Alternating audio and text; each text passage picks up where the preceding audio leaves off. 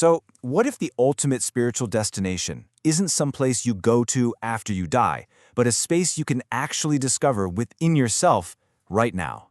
Today, we're diving into that exact idea, looking at one of history's most amazing mystical texts, St. Teresa of Avila's description of the soul's final union with God. We're going to explore what she called the final destination of this incredible inner journey, a state of just profound union with the divine that she named the seventh mansion. Okay, so how are we going to wrap our minds around this? Well, first we'll dig into what this final destination actually is.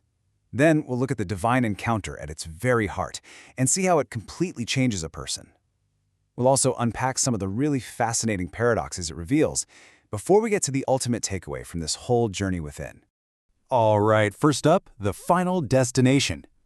To really understand this journey, we have to start with the big question. What is the seventh mansion anyway? Okay, so the first thing you've got to get is that this isn't some physical place. For St. Teresa, the seventh mansion is the absolute center of your own soul. It's a space that's transformed into a permanent home for God, what she literally calls a second heaven. And to really feel the scale of this transformation, just look at the contrast she draws. A soul that's disconnected from the divine, which she calls being in mortal sin, is like a prisoner stuck in a gloomy dungeon, chained up, blind, totally cut off. But in the seventh mansion, that very same soul becomes a palace, a dwelling place for God. I mean, the change isn't just cosmetic, it's a fundamental shift from imprisonment to total liberation. And you know, what makes St. Teresa such a believable guide through all this is her incredible humility. She was genuinely hesitant to write about these experiences because she was afraid people would just think she was bragging. That sense of awe, that feeling of being unworthy, just makes her feel so human while she's describing something that is just utterly extraordinary. So, if the soul becomes this divine home, what's actually going on inside? Well, that brings us to the very heart of the experience, a direct, conscious encounter with the Divine Trinity. Now, this is absolutely key. She insists this is not an imaginary vision, like seeing something in a dream. It's way deeper. It's an intellectual vision. Think of it like a direct download of pure understanding right into your soul. A profound sense of knowing that she says is more certain than anything you could ever see with your own eyes. She kind of breaks the experience down for us into 3 stages. It all starts with this illumination, a sense of just overwhelming spiritual light. Then comes the infusion, where this incredible knowledge just pours into the soul. And finally, the revelation, where the whole mystery of the Trinity, the idea of God as 3 persons in one, suddenly makes perfect intuitive sense. And this is where it gets a little mind-bending, right? The soul understands by sight, but it's not using eyes of any kind. It's a form of perception that totally transcends our normal senses.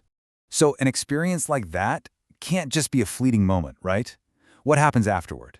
How does it permanently change who you are? The after effects are profound and permanent.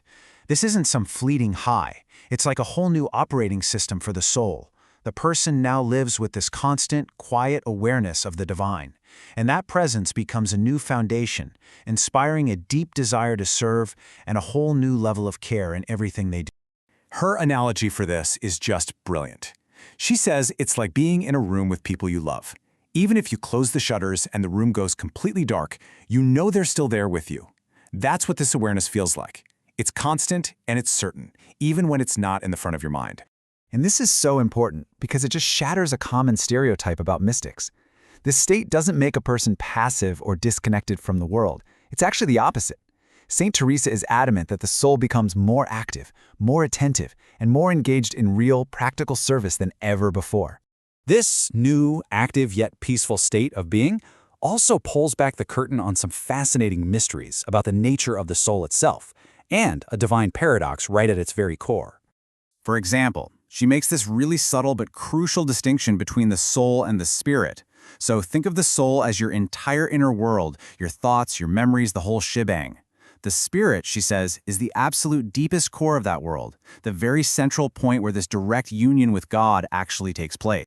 And this leads to what might be the most incredible paradox of all, which she compares to the biblical sisters Mary and Martha.